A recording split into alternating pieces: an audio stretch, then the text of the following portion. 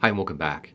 So last derivation episode, we went through a bunch of the math that showed how the pressure coefficient became this term that still looked kind of nasty. And if you remember that we got there by doing some Taylor series expansions about this gamma minus 1 over 2 Mach squared being small.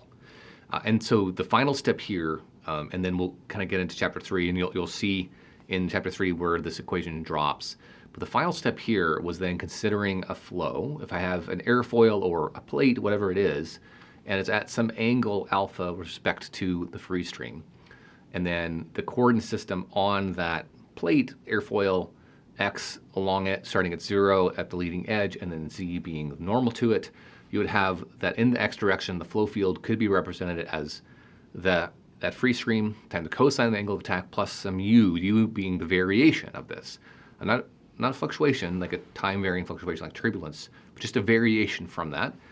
And then z being the same thing with sine of the angle and then some variation that I'm going to call w. Now, I like to use UVW in my notations for the variations. You'll see Kuchemann is going to be a little bit different, but I'm going to stick to my notation.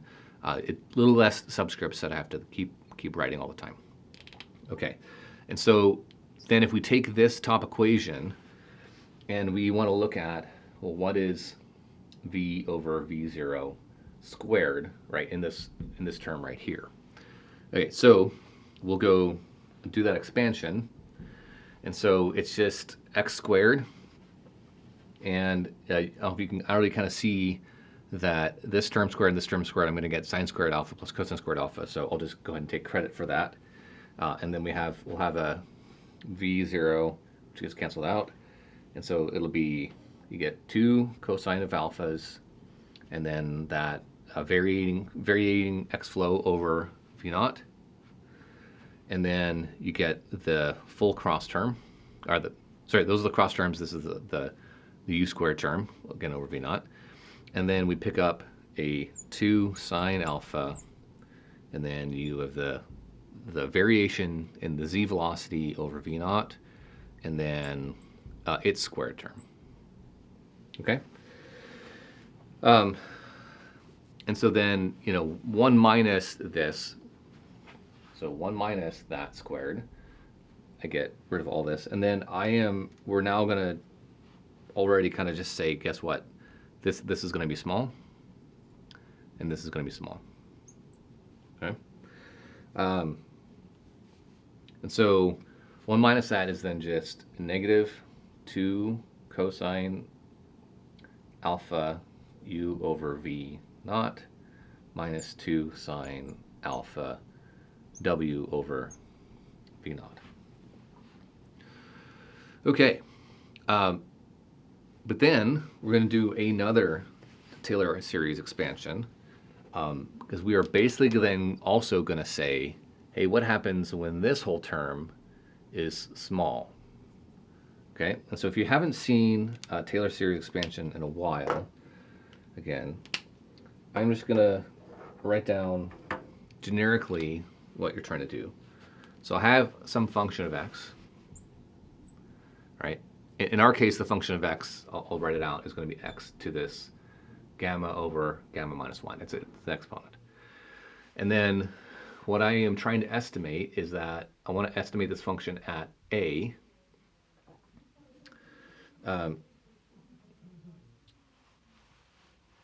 And it is actually the function x, and it is equivalent to evaluating the function at a plus the derivative of the function at a times x minus a, and then I'll keep 1 over term plus the function of the derivative squared over 2, actually get factorial here, at a, and then x minus a squared and higher order terms. Okay, and so for us in this situation, f at a, if I say what I want to evaluate this as, if I'm trying to do this at 1 plus some small term, and so a for this case is going to be 1, and so if I then come in and say this is f at a, well, that's just 1 raised to a bunch of exponents, so it's just 1. And then the derivative of f of a the derivative of that, I get the gamma over gamma minus 1. And then that's then x to the gamma over gamma minus 1, which I'll clean that up here in a second. Plus, I'm going to leave that higher term for a second so I can clean this up. Realizing that gamma over gamma minus 1, so if I do this over, I'll try to jam it in here, that is the same as gamma minus gamma minus 1 all over gamma minus 1. So that's just 1 over gamma minus 1. Excellent. And this whole thing, it's just an exponent anyways. I needed to do this to figure out the next term, and that's evaluated at 1. X minus a, and so I pick up the my term here, and I'll just put question mark on the term. It's that term. I don't want to rewrite it and jam it in here. And so this is 1 plus gamma minus 1 times that term. Okay, that small term. And then the derivative of this again, so I already had a gamma minus 1. This is now x raised to the 1 over gamma minus 1. And so the derivative of that is then gamma over gamma minus 1 squared. And then, you know, x raised to, I'm not going to go do the math because that whole thing evaluated at 1 goes to 0, times this squared, and then over 2, and then some higher order terms. So that'll be enough for this expansion. So we'll come back here in green, okay? Because what that lets me then do is, okay, so here was the end of this, this approximation. And so I had this term, and so the 1, 1 minus gamma, so that my term there, subtracting off plus 1, I'll just leave it for now. All right, so 1 over 2 gamma mach 0 squared. So this whole thing is then estimated to be 1 plus gamma over gamma minus 1 times the term. Well, what's the term? I'll write that out.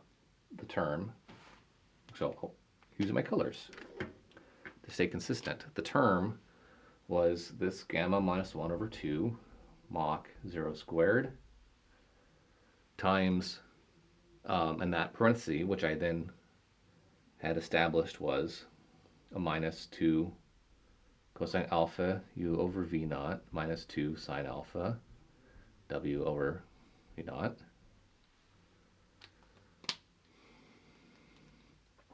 plus gamma over gamma minus 1 squared, and there's a factor of 2 then there, and then it is this gamma minus 1 over 2 mach 0 squared, and then that parenthesis again squared. I'll leave that just to be shorthanded. And then all that minus 1. There we go. So the 1 and the minus 1 cancel out. So let's go see what all cancels. Okay, so I don't think that's going to show up. Maybe the blue will show up. So that goes away with that. And then you can see gamma minus 1 goes away with that. Perfect. End up having 2 gamma minus 1 squareds. So you can see those go away with those. So what are we then left with? Well, guess what? This 2 and that 2.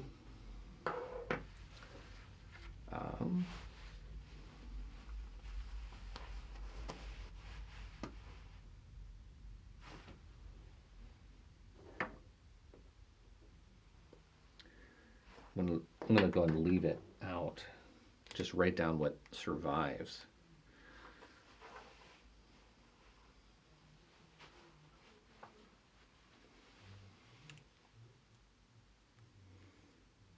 I think I'm missing a 2.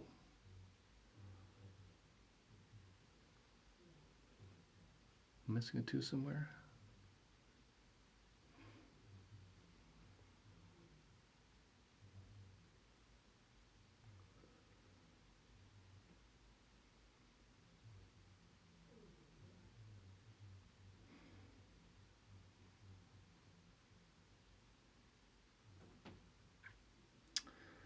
Might be missing a 2, but we'll see. This Mach 0, that Mach 0, that gamma, that gamma. Okay. I'll double check this anyways. I think I feel like this gamma minus 2 needed to go away. I don't know if I can find it live. Okay, so well, you can see the term that basically survives. So this whole thing, if I then just write down what sort of shows up in Kuchemann, other than my mysterious factor of 2 that I'm missing, is just this minus 2 cosine alpha u over v naught. And we're also then, if we say alpha is small, then you will end up having this gamma term, 0 squared over gamma minus 1. And then if you linearize, so one final step, that basically becomes minus 2u over v naught. That's a 2. Okay, so that's why I did this derivation. Other than my mysterious factor of 2 that I'm missing, we started off with CP. That last episode, I derived where this came from. Now we're applying this very simple flow field over airfoil or any object. We haven't really specified the object. We've just said it has this form where I've got a variation U and a variation W.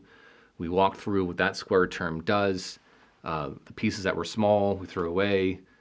This piece kept on. And then we did a Taylor series expansion saying again that this was small. And so walked through the Taylor series expansion over here. And then we saw that these forms, gamma of gamma minus 1, come down. For the most part, they cancel out here, and then we're end up left with just the forms that you see here.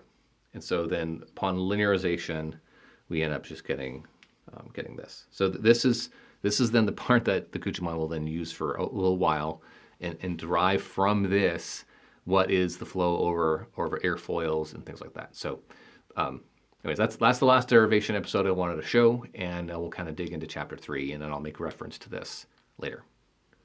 All right, and after the video stopped, I figured out where the factor of 2 came from. It's because I actually wrote it down wrong in the formulas. This is not, this is 1/2. The 2 needed to be up top here. That came from this 2. It needed to be up top 2. So I've got a 2 there. And then when I flush through, that 2, this 2 goes away. It's a 2 up here. That 2 cuts through with that 2. And then I'm left with that equation. Okay. And then I think the only other piece here, that gamma canceled out, so that 2 showed up. And then I didn't really walk through, but only one of these gamma minus 1s cancel out. And so that's how you end up getting this Mach squared over 1. All right, that's it.